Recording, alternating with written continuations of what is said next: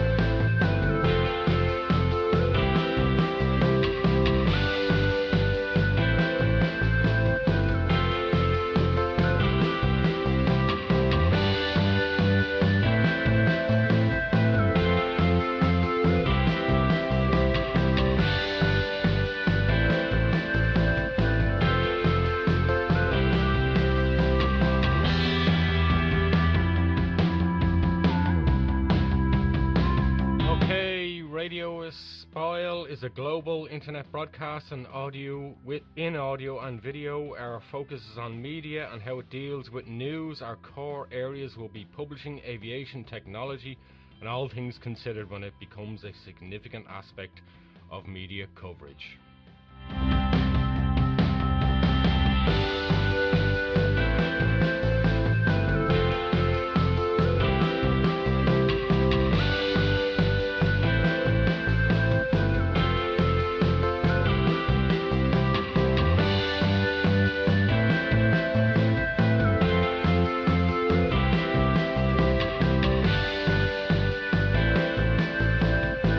As always, on most of our episodes, we'll be joined by a great guest today. I'll tell you more in a second.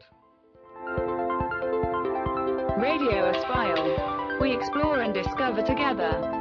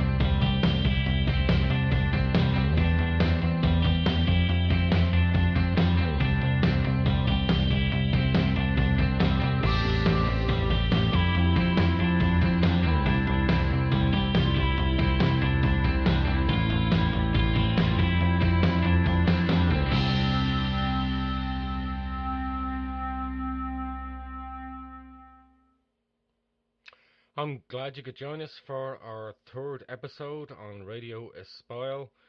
I think you're going to look forward and like our guest today. He, for me, very much touches on an awful lot of areas where a lot of the following programs will be going. We're going to talk about publishing, media, technology and politics today. In particular, we're going to touch on self-publishing now. Maybe some of our listeners joining us over the last few episodes don't know that I'm the editor-in-chief of the independent publishing magazine.com, and that's an area, a website where we talk an awful lot about publishing and self-publishing. And I'm delighted to say that Mark Levine will be joining us as a guest. And the great thing about Mark is that he's intriguing, and he very much has an interest like me in a lot of these areas, and we're going to be talking about all those subjects today. But most importantly, let me just give a little bit of an intro into Mark and who Mark Levine is. Mark loves domain names and first started investing in them in the early 2000s. Domaining involves following trends, pop culture, technology, and then kind of mixing all of them with investment strategies similar to those used in the stock market or real estate area. You get to own cool digital assets that you can develop, sell, or just hold and sell on when you want to. He founded Domain Theory in 2010, a domain investment company which also offers consultancy services.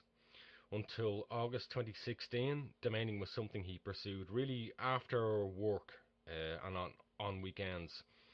From 2006 to 2016, he was the CEO and founder of Hillcrest Media Group, a book publishing company he started following the success of a book he wrote about the self-publishing industry in 2004.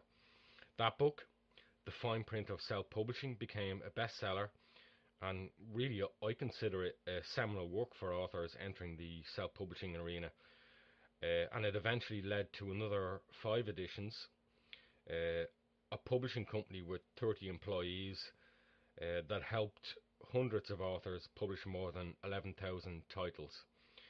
In August 2016, Mark sold Hillcrest to Salem Media Group. The decision to sell was a difficult one, I know, for him. We've talked about it personally, privately. He cherished working with all those staff. He considered them the best inventive team ever.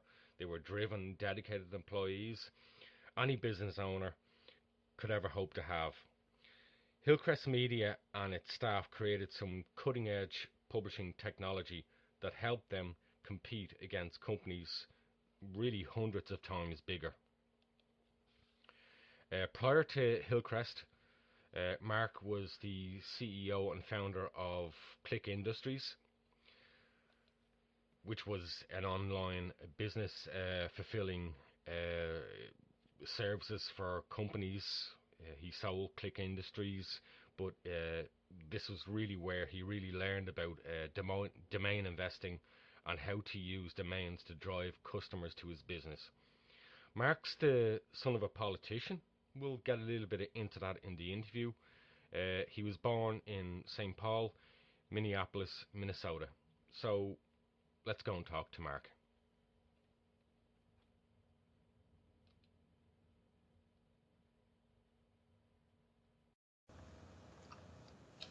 Okay, welcome back to Radio Espial. I'm delighted to be joined by Mark Levine. You've heard a little bit about him. Mark, you're very welcome to the program. Oh, great to be here. I've been looking forward to doing this for a long time. Yeah, and in a funny way, so have I. And we've known each other for a few years. We've met in real life. We talk an awful lot online. Mark, as I say, I've done a little bit of the preamble about you and what you're at and some of the things you've done. What I'd like to do is talk a little bit about some of your early upbringing, because I know we will talk about politics later on. We'll talk a lot about publishing and media. But tell me a little bit about, because I know politics was an important part of your early upbringing. Your dad was involved in politics. Yeah, so my father was very involved. He was in elected office for 12 years, and then he was on our governor's cabinet in Minnesota, where he ran the 2 largest departments in the state for another 8 years. So really, most of all of my growing up that I can certainly remember, we lived a political life. My father was in elected office, and we were in parades and in the media.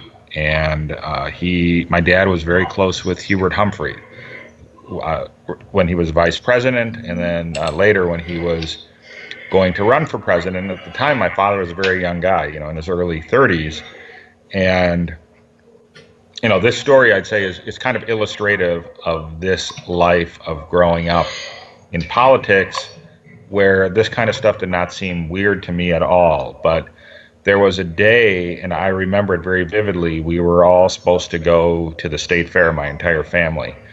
And my father said, hey, we're not going to the fair, but we're going to go spend the weekend at Hubert Humphrey's house in Waverly. And Waverly is about an hour outside of the Twin Cities, and it's where Humphrey, had he become president, that would have been his summer White House. So we go up there, we drive up there where all the kids are mad because we wanted to go to the state fair. We had no interest in going to this guy's house.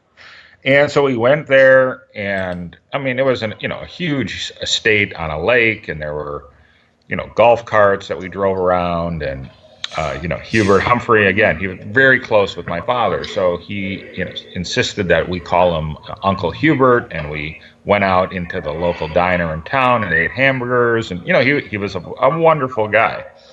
And then later that night, we all were in his living room watching the Miss Universe pageant, and at the time I was probably 10. We were watching the Miss Universe pageant with George McGovern and his wife. And, as you know, McGovern was the Democratic nominee in, I think, 1972 for president. And, as a 10-year-old kid, this is just us at some random person's house watching the Miss Universe contest. But I often think of to my father, who was in his early 30s at the time, what a momentous, what an unbelievable thing it is. You're a kid from a poor upbringing, and you're socializing in private with one presidential candidate and the former vice president of the United States. And so I had a lot of those experiences growing up that, nobody else had. And of course, having an appreciation for them comes much after having them. But I certainly wouldn't have traded how I grew up. It was very interesting. We knew very interesting people. We talked a lot about politics at our dinner table. All of us kids, we were very active in my father's campaigns. We lived it, and it was, we're talking 30 some years ago. So it was a much different time in American politics, even at a local and state level, than it is today. So it's hard to look at it like that, and it was on a much smaller level than some of these the kids of various officials today. But I do have a lot of sympathy for people who are in this stuff not by choice. In the goldfish bowl. Yes, but it just made me love politics, and I have always loved it, and as you know, I spend a lot on Facebook discussing it, fighting with people, whatever. But it's all really in good fun. I do when it can be, and not always. No, yes, it's not always, but I have a few conservative friends that you see on there, and one of them is a very good friend in real life, and most people are very surprised by that. And I do think it's important, especially now in America, that you can't just live in your own bubble, that you really need to have friends that have different points of view. And so I make that a point to do, and I think it's important. But yes, I'm a politically, and I'm not so much involved as I am. I'm starting to go to local campaign things. I was a delegate to a city convention here for a city race.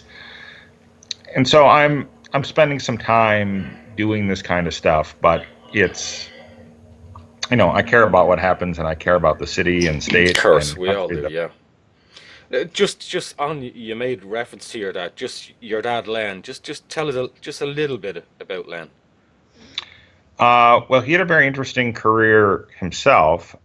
He was, at one time, one of the fastest runners in the 100-yard dash in the country. Got very close to making the Olympics. Became a school teacher and a coach, and one day was convinced... Hang on, I just went dark.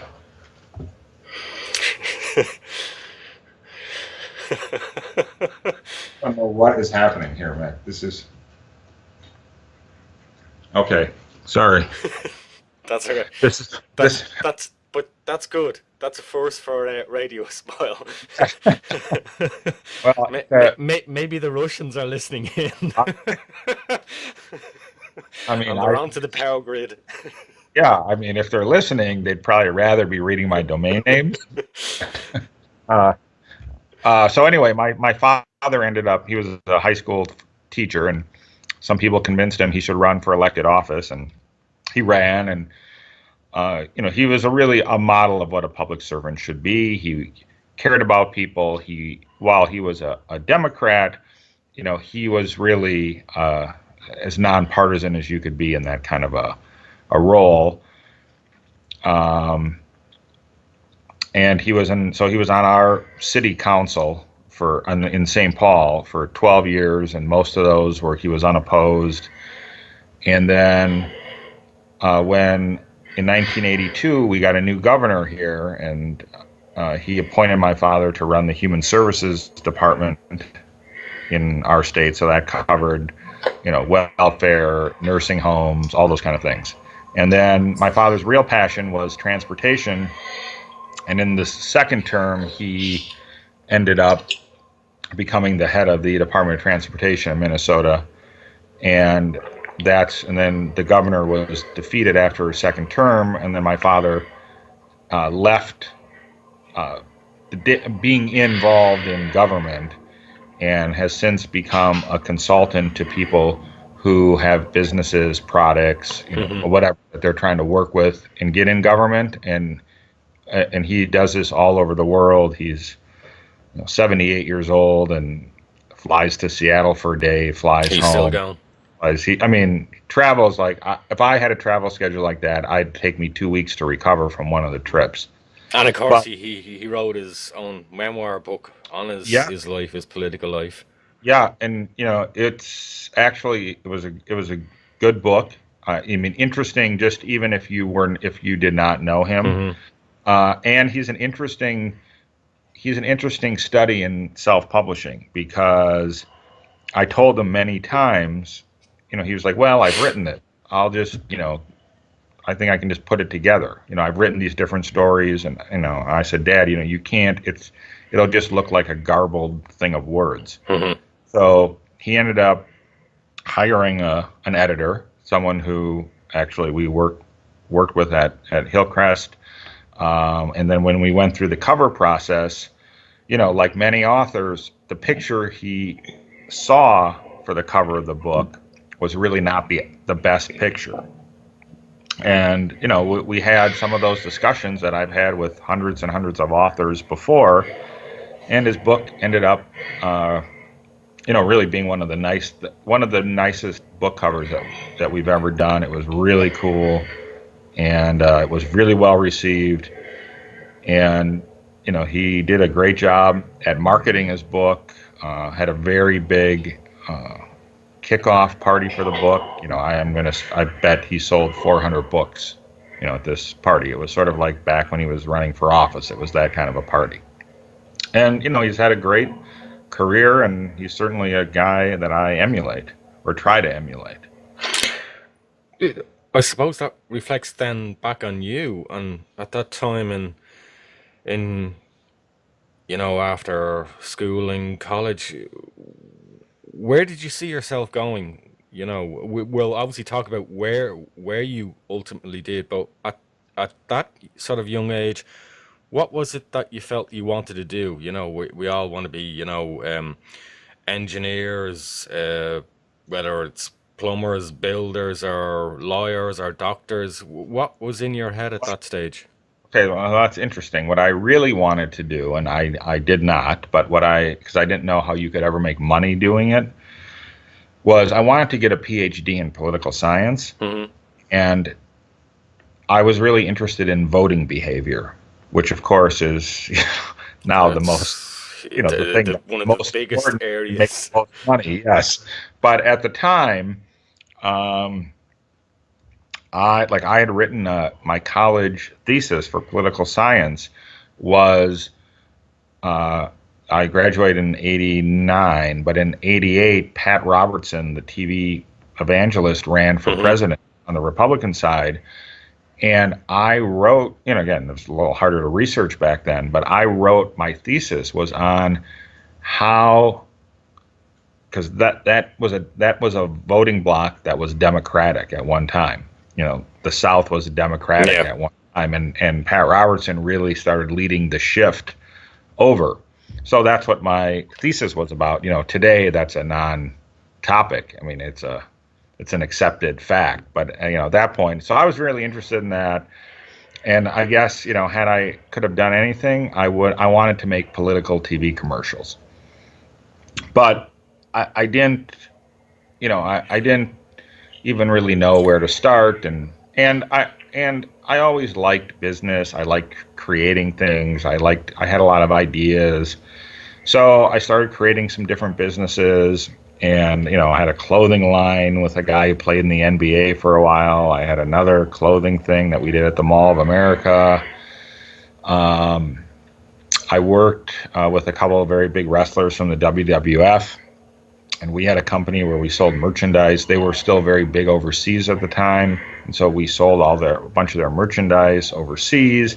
And, I learned a lot of things about business and a lot of lessons I took with me going forward. None of those businesses did great, but I learned a lot of things. And then, sort of on a fluke, I started this company, Click Industries, where we these business filings, and again, this was in the late '90s. So, which at the time for businesses starting up, getting online, just getting themselves going, understanding things like tax payment, the whole multitude of things.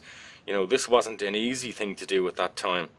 No, it was difficult. I mean, today, and the things we did, we did like a business incorporation or a copyright filing, things that were just forms, and we're just filling out information. All we were doing was making it easier for those people to do it. At the time, no states were online for any of this stuff. The U.S. Copyright Office was not online. And, we didn't know anything. We didn't even know how you got people to come to a website. And it was all trial and error, and we spent a lot of time flailing around. And then, I heard about this thing, search engine optimization, and I started researching it and kind of understanding it.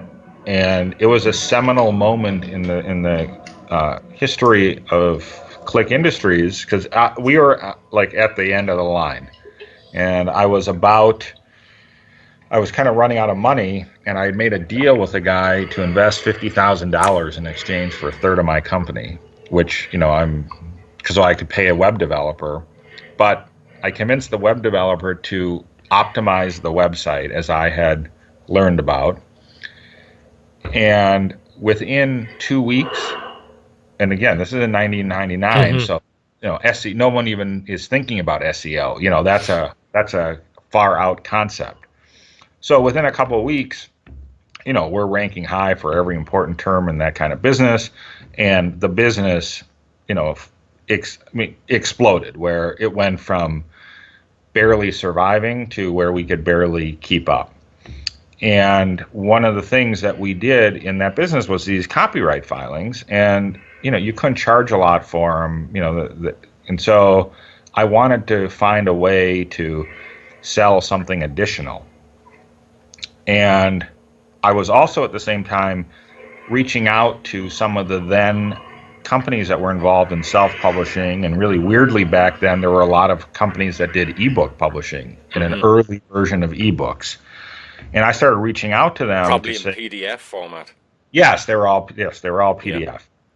Reaching out to them to say, hey, why don't you partner with us? We'll do the copyright filings for your people. And, and so in doing that, I started to read about all these self-publishing companies. And I just sort of thought, well, all these authors are using my service to do this. What if I just wrote a book? I compiled some of the stuff that I've just gathered about these self-publishing companies, and I'll just put it up as a PDF. I didn't know how you printed or published a book. I said, but I could make a PDF, and I'll put it up as a PDF, and maybe I'll put up a website for it, and some people, and I'll add it as an add-on to this service, and we'll see what happens. And that takes us to the fine print of self-publishing, first edition, 2004, I think it was. 2004, and the book came out. Or not even a book, to call a book is a disservice to books. It was it was a PDF, and the PDF came out, and I had a website that I built for it. Again, I optimized it, and so every company that I could find on the internet, I basically wrote a page about them, but it was the same page. I just had, Infinity Publishing instead of Author House. Mm-hmm. That's back when you could do that, and it didn't matter, and this pages ranked. There was no duplicate content, wasn't a thing. So, and I was selling hundreds and hundreds of these a month. But again, I thought, there's a couple hundred people out there in the middle of nowhere buying this book. And I one day get a call, and I had like 2 or 3 employees at the time, and this person who works for me says, the president of Infinity Publishing is on the phone. Oh dear. I was like, oh, well, that's, it's probably not going to be good. I did, and at the time I covered I had like 75 publishers that I'd written about. So I had to go back and see what I reviewed. And But by the way, that noise there was the former CEO of Infinity Publishing just calling me. Really? Sorry, go on. So, he was very nice and said, hey, your book is killing my business. We're a good company. We do this. And he said, so I would like to fly you out and you can see for yourself. So when you do another edition, so then, I get on a plane, I go out to Philadelphia. They treat me like I was, like I was the most important person that had ever stepped foot into that office. So I get back from that trip. And, I kind of think, well, maybe this is going to be a thing. Maybe there is really a market for this. Maybe there's a real place for this. And another couple of weeks go by, and I get a call from this company called Book Pros. And they may even be before your time in self-publishing. They're now out of business. But they were sort of like what Mill City became. They were kind of an upper end. They had bigger distribution, they had in-house PR, they did all these things. And so they said, how come we're not in your book? And I said, well, you're not in there because if I don't see you on the first 3 pages in Google, I can't look that much for all you guys. So they said, all right, we want to give your book to every prospective client, and we'll buy books, and so come down here. So I came down there to Austin, Texas, and at the end of it, they said, okay, what will it take for us to publish your book? I said, publish it like how? They said, well, we'll do the printing, we'll do the editing, we'll do the marketing. You can keep all the money. The only thing we care about is our imprint on the back of that book. So I said, okay, it's $25,000 probably worth of service. So I said, that's fine. We can do that. So then the second edition of the book comes out, which is in print, which has a horrible cover. You've probably never seen it. It has like a magnifying glass looking at like a dictionary. But it was a book that book took off, to something different between a physical book and, a PDF. Mm-hmm. There's a difference. And that book took off, and I started getting speaking gigs about self-publishing, and, the same thing I think happened to you. So that, one day you're just a guy, and the next day suddenly everybody wants to talk to you. Who's everyone. Yeah. And then in about 2006, I just finished one of the editions of the book, and I was out rollerblading, and and I've talked about this moment a lot, and it sort of just hit me. And, you saw the Author Center at Hillcrest, and yeah. What that was, that wasn't, I thought of the nugget of what that became. I had like the very basics of that idea. I get back, I call my then developer, I say, hey, do you think we could do this, and this?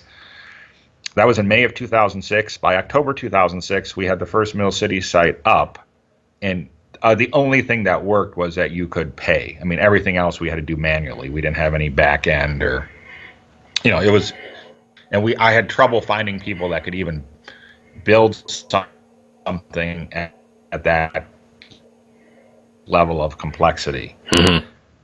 2006, and people read my book, and if I talked to them, I said, hey, I started this thing, and how would you like to be one of my first clients? And I'll give you a great break on the price. And the pricing was kind of, I didn't really know how to price the stuff because we'd only done one book where I had my in-house, I had a couple people in-house working in my other company who were interested in, not even it's Quark. I don't even think people hardly use it today.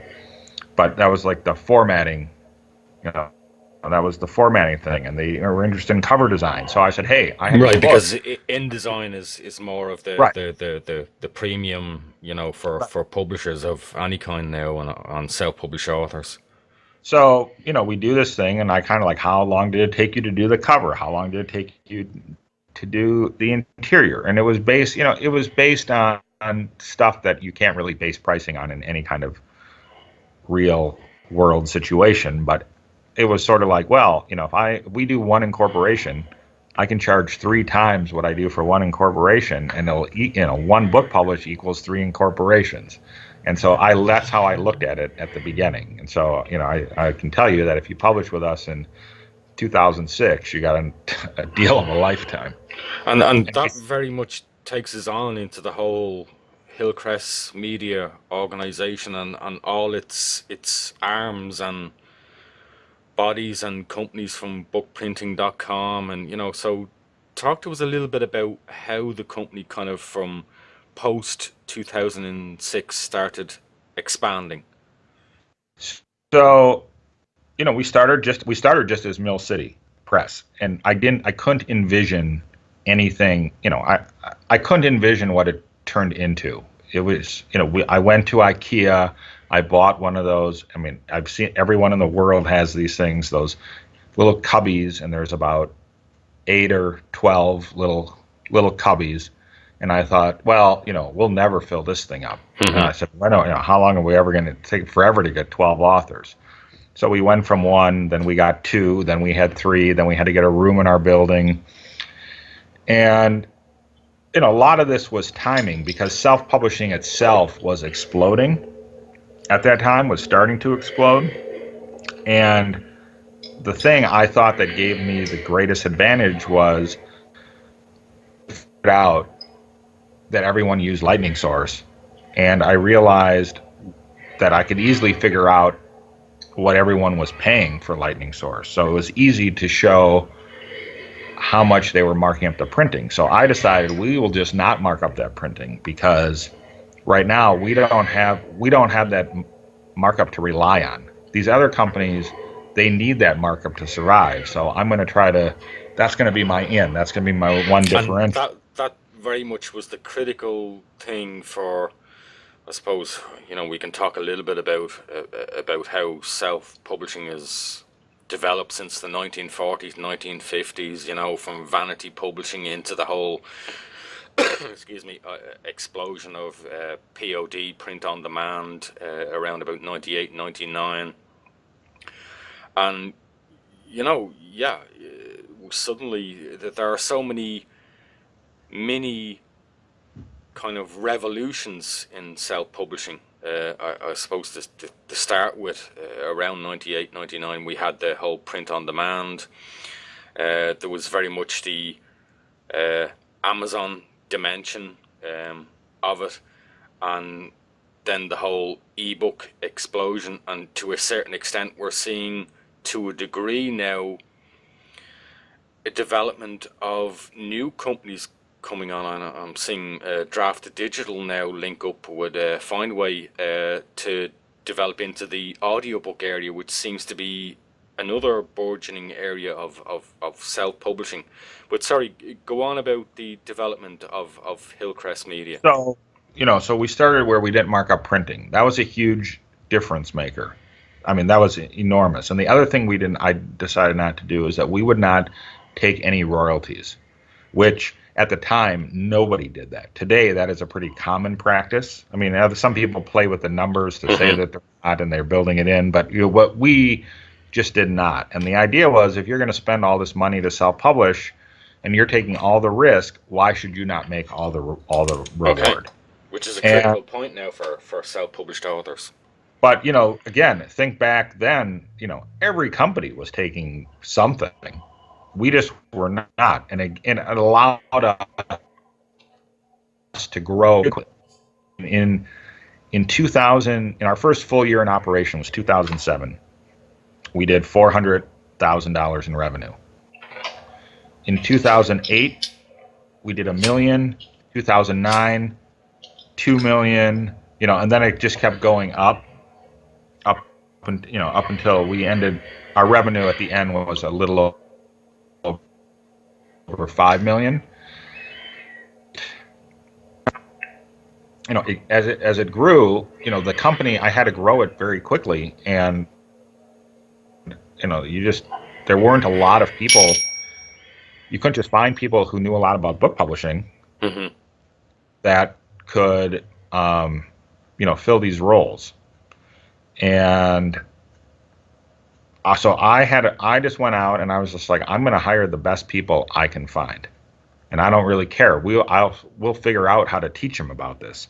And myself, I didn't know that much about it at the time. I knew what I knew from the fine print, but I didn't know how you set up a process, how you do anything else. And I just got lucky, and then I hired some smart people, and we kind of figured it out. And Mill City grew, and in 2008, I brought in Mark Trainer, who and he was the guy who really developed our back end. And at that time, I had a friend from college who was kind of down and out and was just like, I need a job, and just will you please help me? And I said, well, I don't really have a job. He said, I will come and do anything. So I said, okay, I'm going to start this thing called Book Printing Revolution. And I'm going to make it like Costco, where you pay a membership fee, and then you just get your book printing at printer cost. And, it was kind of a good idea, but it didn't work. I mean, people didn't know what the cost was. They didn't have any idea what they didn't have the perception of what they were getting out of it. So that concept part of it didn't work, but then we just became a print broker, this little bookprintingrevolution.com site. And, we had hooked up with a very large printer in town that was the largest printer of legal books in the world. Well, that business is going away, but they have football-sized fields of printing. So they saw us as a huge growth opportunity, and we saw them as the same.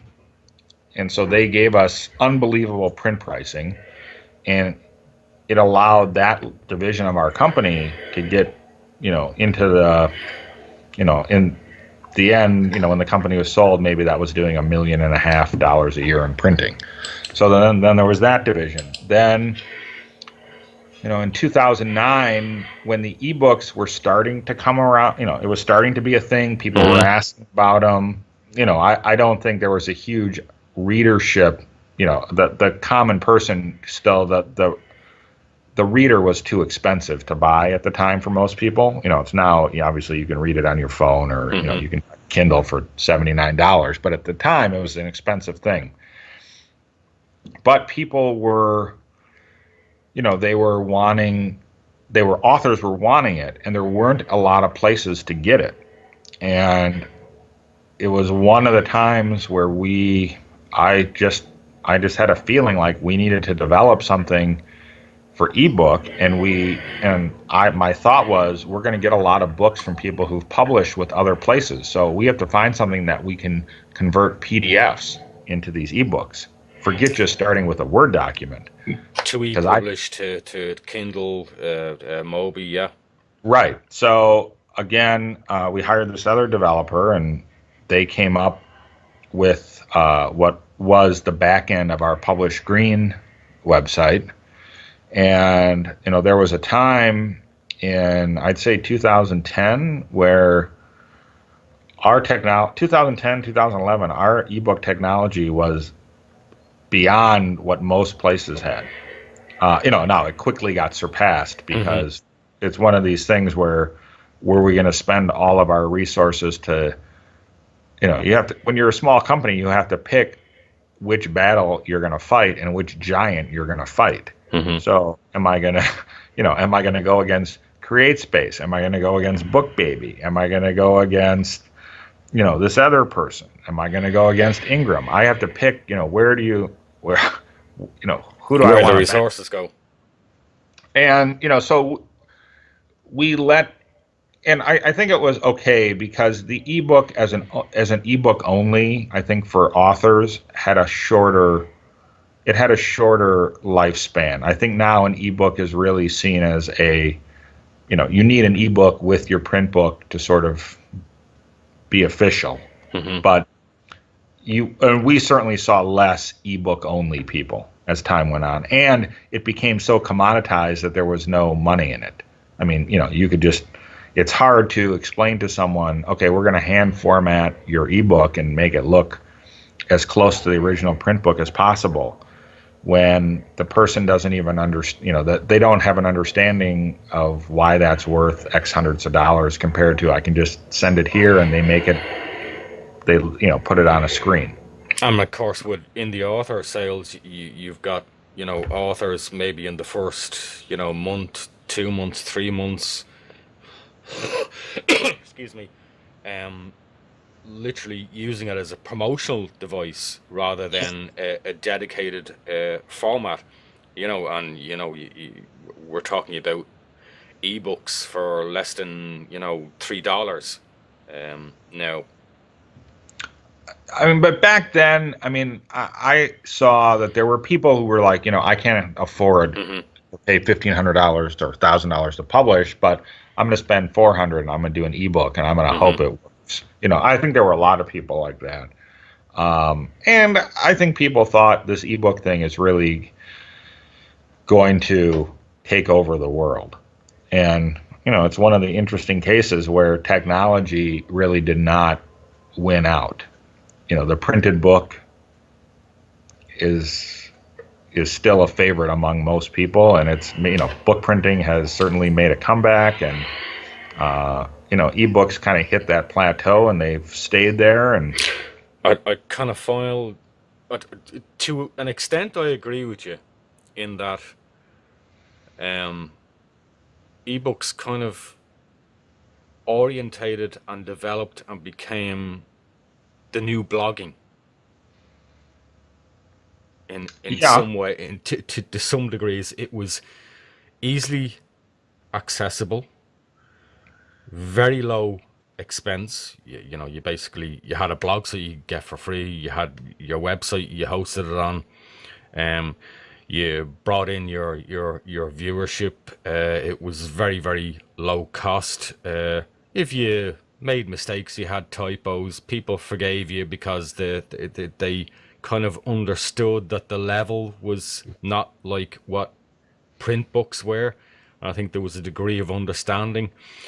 It's intriguing to know where ebooks will go. I don't know whether you have any thoughts on that, because certainly, a lot of people say, ebooks are gone. It's all over. Print is bad.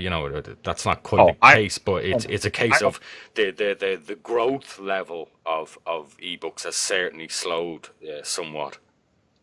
Oh, I don't think it's. I think it's hit a plateau that I think it's going to remain in that box. There's people. It's sort of like, the feel of holding a book and the feel of reading a book on a tablet is not the same experience. So it's different than listening to streaming music and listening to a CD. That's almost the same experience. So when you have a different experience, there is going to be people who like to hold a book, and that's always going to be their method. And then there's going to be people who don't care. They just want to read the book, and they want to read it in a way that is the most convenient and easy for them. And for me, if I read a book and I'm at home, I'm reading a paperback or a hardcover. If I'm traveling, like the time when I saw you in Amsterdam and I'm traveling, I'm reading on a tablet. I'm not hauling books all over the convenience. world. Right. And so I think there's always a place for that. I think people who are, some people who are voracious readers, once they start downloading books, they're going to keep doing that, because there's just, unless you are in love with an author and you need to have the hardcover book, or, you need that attachment. I don't know what is happening with the lights. The Russians are back. Hang on.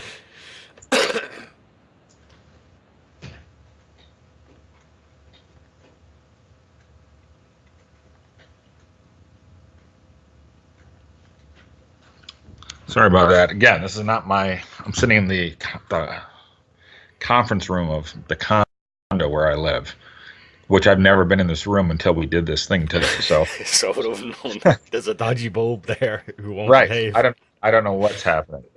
My guess is. But just on your point, isn't it intriguing as well? I suppose as we look at the development and move through this interview, that who would have thought that the gorilla in the room, the 800-pound gorilla in the room, would start to examine and look at going head-to-head with bookstores, Amazon, starting to, examine this area. Hey, I find it intriguing with the whole development of ebooks and in light of what we were just talking about, that here we go, the Amazon, the online seller, now is examining that area and starting to build some momentum in that area. I had said that for years. I just thought like that made the most sense. I mean, all these bookstores. I really thought it when Borders went out of business. Mm-hmm. I was like, here's a place that's going out. You could buy the thing for nothing, and Amazon, they would have this. They would already be there. They already have the footprint is set up. It's a no-brainer. And it seems like they're going to end up doing, I think we will all see how the Whole Foods Amazon thing works, which I thought was brilliant. I think Amazon, it's their world. Mm-hmm. And, I think in the way that I can understand it best is in the way that I see what it did to my own business and what it has done to many. I'd say CreateSpace is a great example. When they bought, it was originally BookSurge, and when Amazon bought BookSurge and turned it into CreateSpace, it was sort of just fumbled around for, I'd say 3-4 years, mm-hmm. where it was sort of like an afterthought. And it's, still may not be, I'm sure it's not their most important business unit, but they have certainly, I think, done things to the industry that, they really made it hard for for self-publishing companies to explain to authors why they needed us. Because now, as CreateSpace makes it easier and easier, and you can, upload a Word document and you're going to get something back that looks like a book, sort of, it's hard to educate someone who doesn't have any idea about mm-hmm. book formatting and explain to them why having a professional book formatter matters, and how a buyer at a bookstore, when they see it, there's going to be things that will scream self-published when you do it some of these other ways. And have a good editor. And, those things are, as the bar gets lower, and, I don't blame Amazon for that. That's, it's not in there. They don't care, and nor maybe they about the quality. They know that it's just a mass marketplace. So I've always felt like their idea was, well, whatever, we can get you to be a CreateSpace author and you get 10 of your friends to buy a book. We're going to make no money off you, but mm-hmm. Maybe out of those 10 people, some of them are going to join Amazon Prime. Some of them are going to start ordering toilet paper. Some of them are, we're going to get customers that we didn't have to do anything to try to get. And all of a sudden, your your little self-published book that sold 50 copies has paid us back in all sorts of other ways. Now, that's, beyond speculation on my part. But, they've done CreateSpace has really moved the bar down. I mean, the cost bar in doing this. And I think, and I've thought a lot about this over the last couple years led up to the sale of my company, because it was getting, that they were really making it harder. For just providing good service wasn't even enough. We had to innovate, and we had to keep innovating over and over and all the time. And it was the process never ended, because they just, as they made it easier and cheaper, you had to do something to give yourself value, to make somebody want to pay the money for the service. So it always required innovation to provide, a better suite of services with the product. And, I think certainly our customers benefited from that. I mean, our prices, we were not able to really raise prices very much over the last 4 or 5 years of the company, because they were being driven down so far. I know we're getting a little off topic here, but no. Let's move on. Ultimately, you sold Hillcrest Media to Salem Media Communications. Was that an easy decision? Was that there no regrets? Was that just something in your life that you felt, I've reached a point and now I want to do something different. I want to explore something different? It was a combination of all of those. I was at the time 49. Running a business like that, this is a Hillcrest. It was all my own money. It was, there were people there who made more than I made, because I wanted to have the best talent, and me paying myself was not going to get the best talent. So, there were people there who made more than me, and, who were amazing employees. And it was just getting harder and harder to deliver the product at the level that I would want to deliver it and still be profitable. And I didn't want to have to make a choice to, cut levels of service or outsource work. We did everything in-house. I didn't, and we had tried over the years to try to outsource parts of it and try to manage it, and it just didn't work. The product of the book really worked because of the synergies of having all of it in-house and the people working together and understanding the author and knowing where the book was in the process. And, we had to keep innovating. The ebook thing came in, then it went out. Then as we were working on this publish.com concept, which I think was, I think it would have been it was the right direction of where I think self-publishing is going. And, sometimes I would sit in these meetings as we talk about it, and I would just think like, how am I going to, if I don't go out and raise money, there's no way I'm going to be able to, I have to compete against giants. How am I going to compete against giants? And, I'd known the guys from Salem, I'd known their self-publishing division for a while, and I never talked to them about any of this, ever, except they ended up, but it all started over, they bought a domain name of mine in 2013.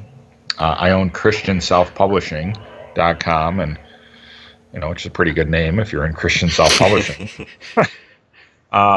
So they, that's how I started talking to them. And, we got pretty far down the road in 2014, and, it kind of fell apart over some structural issues where, I just felt like if I was going to sell, it needed to be totally clean, and I didn't want to, get paid out over a period of time. Mm-hmm. Felt like if I'm going to do it, I'm going to be out. I don't want to be half in and half out and have to worry about it.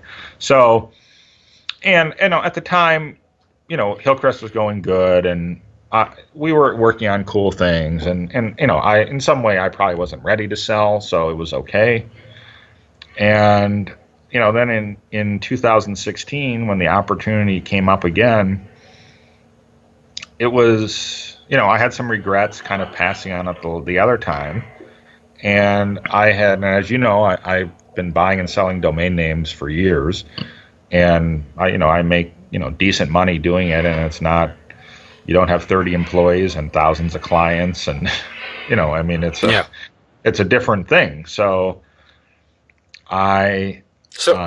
ultimately, you sold Hillcrest Media. So ultimately, I sold it. It was a hard decision. It was harder, mainly because I really loved the people that I worked with, and it was a pleasure to work with such smart, bright people who really cared about what they were doing and who really had ownership in what we were doing. And it was just one of those kind of, and I knew that, these people were so talented that I was going to start losing them because the economy was getting better here. Mm-hmm. And, they were going to be able to find much higher paying jobs. And, we just had, there's those moments in time where you have a magical team and everything is hitting on all cylinders. And we were there. But, take one or two pieces out of that equation and that could change. And, when the opportunity came up, I was just sort of ready to do something else. I'm a guy who worked all the time, weekends. It was all the same to me. If I was home, I was doing the live support at night. Because of, we didn't have anyone on doing that. I was working all the time, and it was, it was just a non-turn-downable thing. Tell us about the next step in your business entrepreneurial adventure. Tell us now about domaintheory.com, because this wasn't something that just suddenly fell into your lap. This was something you'd long been exploring. So I've been buying domain names really since the early 2000s, and now I didn't know then what I know now about buying names, or I'd be a pretty wealthy guy. But I was buying names for my businesses at the time and collecting, and I would find good names and I would build it. For Click Industries, I think we had about 400 names, and I learned about selling them, and I put some up for sale, and you're buying them for $10 and you're selling them for $1,000, $1,500, $2,000, $5,000. You can get pretty into it pretty quickly. And I bought some great names. I bought Publish.com. That was back in the Click Industries days. Mm-hmm. I bought that just because it was great and it was a website. And so I loved doing it. It was really creative. I love doing it. It's really creative. It's kind of like pop culture meets news, meets trends, and it's fun, and it's exciting. It's kind of like the stock market. It's kind of like gambling. It's all these things together. And, you can do it from anywhere in the world. All I need is a computer. And I started really getting into it when I owned Hillcrest, and we owned, at the time, last August, my portfolio has gotten smaller, and I'm trying to, any name that is not spectacular, I'm kind of letting go. But we probably had about 1,200 names that were just publishing related names. I owned fiction.com. I had most of all the fiction genres. I had a lot of e-publishing ones. And, it was just something I always loved doing and that I'm really passionate about. And I'd say from 2014, when I turned down, or when it didn't work out with Salem, until 2016, my love of domaining grew substantially to a point where I felt like I can see what I'm going to do. in 2014, I didn't know what I would do if I didn't have Hillcrest to go to every day. Because there's with domain buying and I suppose analyzing what's the best thing to buy, there's a real strategy. There's a certain, it covers such a wide knowledge, whether it's technology, politics, and indeed, I suppose, I'd almost say, and you can correct me if I'm wrong, but I'd almost say trends and pop culture are the most important things to understand. I suppose branding as well. When you assess a domain as to, am I going to make money on this? If I purchase it, whether I hold it for a while and sell it on. It's, that's the thing about domain investing is that, and I watch a lot of, I read a lot of blogs, I watch a lot of podcasts, I've been on some of these podcasts, and what's interesting about it is I can sit down and tell you, this is how I do it, this is how I analyze it, these are the tools that I use, and you will go and use those same tools, and it will be something totally, you and I will find totally different names using the same tools, and that's what's interesting. I certainly started buying, in a niche that was publishing names, and I'd say there's, few people probably better at me than being able to find great publishing names, and that was certainly, my niche for a while. But those names led to getting names that were just brandable in and of themselves, because I was always searching for names that had book or story. Yeah. Or, and those are great brandable names. You take, a name I just sold a few months ago that was one of my favorites that I ever owned was storycoach.com. That's just so many uses for a writing coach or a screenwriting tutorials, coach. Education. Yeah. So, those kind of names, and I brought me into the more brandable space. And, now I own names in many disciplines, and I probably buy less publishing. I buy very few publishing-related names today. One, Salem now owns most of my good names, and they're not selling them. They're not selling them anytime. So, they're sitting on them. No, they're not dropping them. I've set up alerts to see if they ever drop them, because I'd sure like to get some back, but I don't think that's not, they're not dumb. It's just the thing that I love doing. I find it interesting. I find it fun. I like the people in the industry are really forward thinking. It's, there's a very entrepreneurial spirit that you just don't see in a lot of this is an industry where everyone's an entrepreneur. Mm-hmm. Every single person, whether you're a vendor selling products, whether you're GoDaddy, it's a totally different world, in that, like, a company like GoDaddy, they want to work with domainers. Mm-hmm. They want, their GoDaddy just bought a domain portfolio from a guy for $35 million. And then, they know that there's exit value and they're selling them, and, they're a case where a big company, they do a pretty good job of reaching out and working with guys like me. And, when I call in, I have maybe, 1,300 names. It's different than me as Hillcrest publishing a lot of books calling Ingram. It's just a different mindset. And so the domain community itself is different than publishing, and it's a 15-year-old industry, so that in and of itself is different. You don't have years of tradition, and here's how it was done, and here's how it's supposed to be done.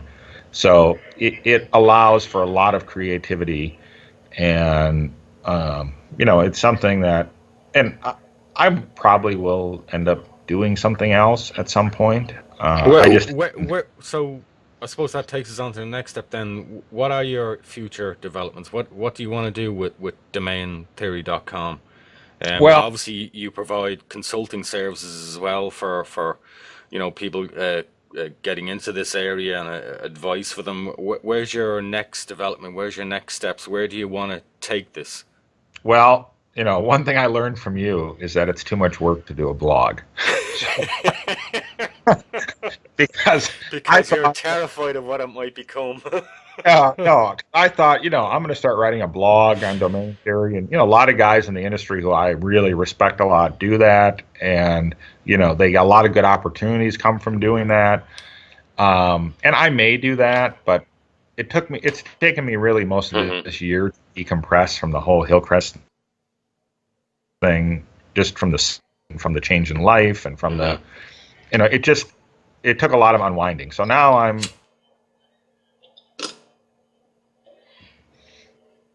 I've done some consulting for companies that want to acquire names, and I like that a lot.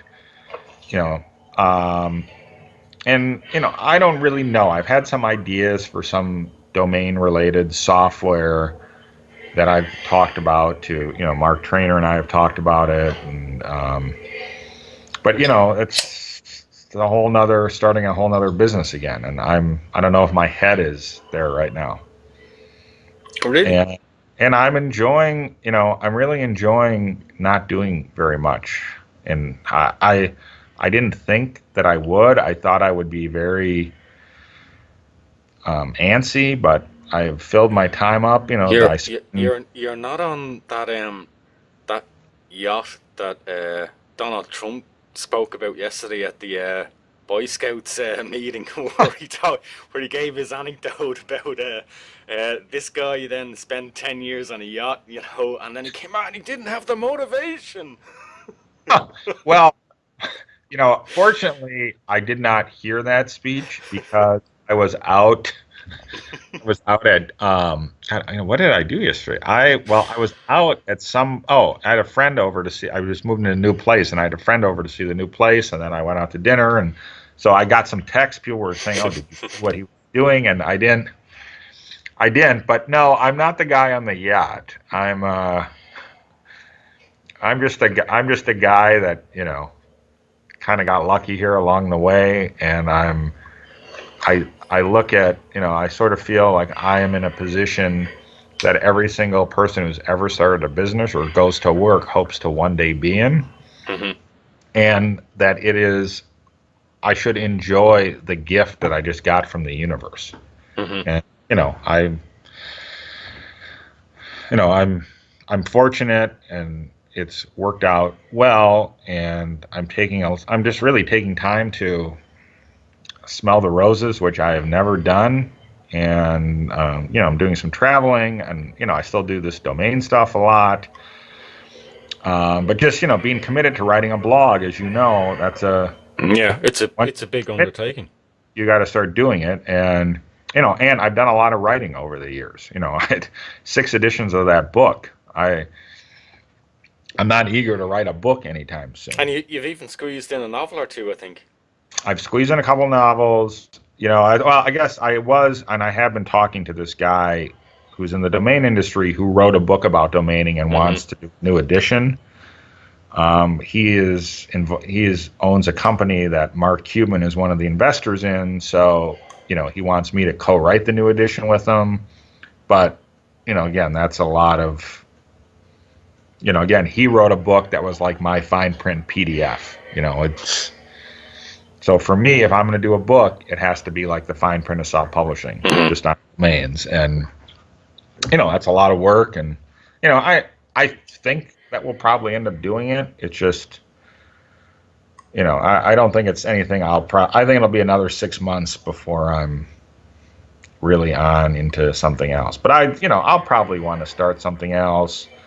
Some of the Hillcrest people that I'm pretty close to, we meet and talk and have ideas, and we're I think in some way, if we could all work together again, the core of us, I think we'd all do that. There's some sentimental, boy, wouldn't that be great if we got the band back together. Yeah.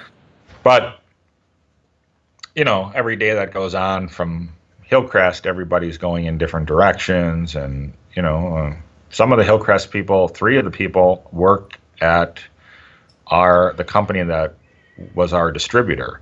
So that's, Mm-hmm. you know, that's interesting. You know, it's been an amazing transition for me, and I've loved every minute of it. I can't believe it's been a year. I mean, it's almost been a year since the sale, and it's gone by really quickly. And I feel really busy, even though most days I can't really tell you what I did. It seems like all the errands I ran on the weekend, I now just run during non-rush hour traffic. Well, hell, you seem to be spending more time down in Florida than Donald Trump is. Well, yeah. I mean, I just And spent I guess as we move to a conclusion, I suppose, yeah. Look, let's talk just briefly a short while about where the United States is, media, Donald Trump, and I suppose so many people asking the question, how the hell did we get here? Well, I mean, it's a question that, I am shocked, really, as I think a lot of people are. I think there was an amount of racism and hatred Mm-hmm. that was held back because people thought they could not, they thought they'd be judged by releasing it, and then along came someone who said, "You can release it. You can do it." You are. And I think it's a problem, and it's certainly a problem when the checks and balances that our constitutional government have are purposely not working. When you have a Congress that is, all you have to do is insert any of these things that Trump has done with Obama, and then wonder what Congress would have done. There would be, I mean, they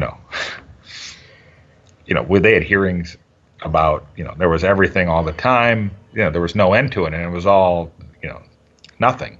And here, I think, it's a weird time to be in the United States. I certainly don't feel proud of anything that this country has done in the last 6 months. In fact, like I'm embarrassed. People I know who are gay or, black or Arab, Muslim. I'm Jewish. I think I would not wear a Jewish star, walking around in a lot of parts in this country. Mm-hmm. And, it's not something I would have said 10 years ago. And, those are our problems. And the Democrats have their own problems in that, the message just can't be, we're not Donald Trump. It has to be, here's what we're going to do. And they have not been very good at articulating it. And, they have not been very good about getting new people in there, new fresh faces. Now, there are some interesting people running for Congress. And 2018 is going to be a very pivotal election for this country because the midterms are absolutely critical. And Democrats are notoriously terrible in voting in midterms, which is how we got to this point. Are you worried about the position that the Democratic Party are in the United States ahead? Because let's face it, it's not that far away. We're No. 6 to 9 months out, and really, one of the criticisms will be, and I've heard so many commentators, good commentators, bad commentators, biased commentators, but so many of them say the same thing. They may be loving the idea that perhaps the Democrats during the election itself, the 2016 election, had the eye off the ball, assumed too much, thought this is a winner, we've almost got the ball in the net, or the ball in the basket. And I've heard so many people say, what are they doing? I'm hearing and I'm seeing the the same game being played out again. They're doing it again. I'll talk while you fix that. Oh, now maybe the Democrats are listening. It's the Democrats are off to us now.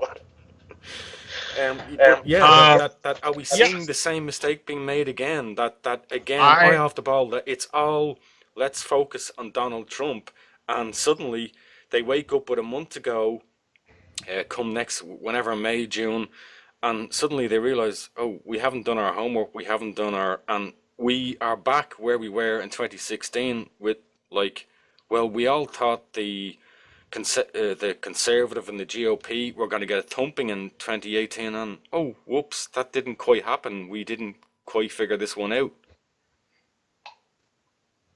Well, I think they have problems. I mean, the Democratic National Committee, the people who, because I had a lot of free time, I watched this whole process of the people running to be chairman of the Democratic Party. And there were some candidates that would have been great. There's a mayor in a town in Indiana. I don't remember the name of the town, but he's the mayor of this town. It's where he's the mayor of South Bend, where Notre Dame is. And, he's won in a very Republican city in a Republican congressional district. And he's a young guy. He's got fresh ideas. He's sort of someone who can appeal to many different constituencies. And, I thought that guy should have gotten it. Mm-hmm. But, the establishment, it was sort of the establishment and then the left wing combined to put together, a team of people who are it's not inspiring. The Democrats are missing, they don't have a superstar. And the only superstar they have, really, is Joe Biden. And it's interesting, I'm going to see Biden. He's coming here in December, and he is doing a tour like a concert. He's going to 30-some cities, sold out everywhere, to give a speech. And, I wanted Biden to run the last time. I thought he would have won. Mm-hmm. And, he is getting older. And and again, I don't have any reason to believe this, but this would be my hope, is that if Biden has the physical abilities, that he could come in and just run. I think he would get the Democratic nomination. We would save a fight, and he could say, look, if I win, I'm going to be a one-term guy, and we're going to get this thing back. We're going to get the country back on course, and then you guys can all come to your senses and decide what to do after that. Now, it might be wishful thinking on my part. Is part of maybe the issue that we had the candidacy for the Republican nominee with, 17 candidates? It was like a carnival at one stage with so many candidates. Is it perhaps that the problem was that ultimately we only really had 3 core candidates ultimately, and was that maybe a mistake that the Democratic Party didn't broaden it, that there was too much of an inbuilt Hillary bus about it, that we're railroading her in? And I think that you could certainly make that argument, and that's probably a viable argument. I don't even think we had 3. We had, Sanders. Yeah. When he started, the Democratic National Committee just thought, whatever, this is old crazy Bernie Sanders, so whatever, we don't care. And the other guy, who was the governor of Maryland, Mike O'Malley. Mike O'Malley, he was stiff. I think he saw maybe he could have been the alternative to Hillary Clinton, except he was so uninspiring and so awkward that it fizzled out immediately. And I don't think Hillary. I think Hillary would have been a great president. I want someone. You know who I want to be president? Someone who knows what to do with the most important job in the world. Yeah. It's not. I think we're seeing what happens when you bring in somebody who is clueless about politics. But it's not only that. He's made bedfellows with people that the fact that we are in a situation where today the Republican Senate is voting on a health care bill that none of them have even seen. Yeah. And, it boggles my mind that because this is not the Republican Party of my youth. Mm-hmm. It's not even the Republican Party of 10 years ago. I mean, this is just being mean and spiteful just to take away health insurance from people because Obama proposed the exact thing that you actually wanted yourself before he wanted it, is an insane thing to me. Why people would do that? Why would you want to be the only major country in the world against a climate change agreement? I mean, it makes no sense. And, to put people in charge of departments who the only thing that they have to do with those departments they are people who have publicly said how much they think those departments are worthless and should go away. Mm-hmm. I mean, that is, that's never been done. And you could think of, people can say whatever about George W. Bush, but, the guy was like a decent human being. And the people who he surrounded himself with were decent, serious people. Regardless of anything else, they were that. And, I don't know what it's going to take for people in this country to wake up. I do not, It's certainly exasperating. Maybe, when you lose your health insurance, maybe you are going to realize who did that to you. When you lose, when you keep losing things, you may eventually realize. And, I guess if you keep watching Fox News, you're never going to think that. But there are encouraging things, like MSNBC here, which was always kind of a third-rated cable network, is now the number one news cable network in the country. How do you feel that the media in America are dealing with it? The networks are. I think, you have to give a lot of credit to the New York Times and the Washington Post. Mm-hmm. They are, and to some extent, I'd say the Wall Street Journal, but because they are investigative journalists. They are keeping the fires lit, and they are, they have done a pretty good job of showing what exactly has gone on here. And, it is not fake news, all this other nonsense. It is the journalists who've been under, extreme pressure. And, when you have a guy in the White House who is advocating violence against journalists, that is dangerous. Mm-hmm. And I think they are doing an amazing job. And it's, it's disheartening to see, that people will just believe whatever they see in their Facebook feed. Mm-hmm. And I have friends that post liberal fake news. It's it's not. Yeah, sure. It's on both sides. It's on both sides. And it's a troubling time in this country, I'd say. And I think people who want to pretend that it's not.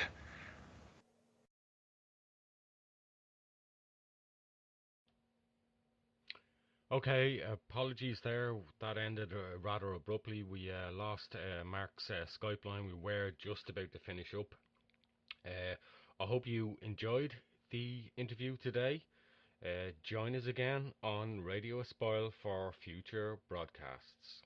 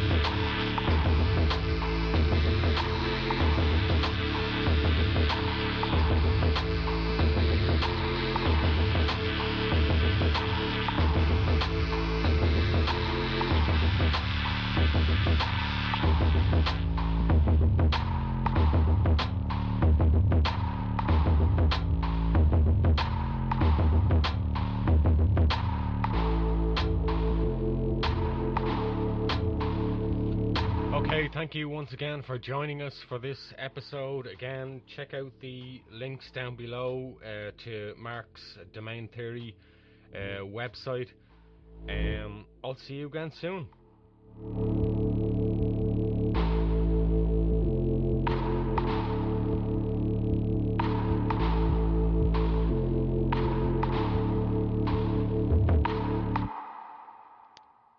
You have been listening to Radio Espial, a series of podcasts brought to you across the internet by TIPM Media and presented by investigative journalist Mick Rooney.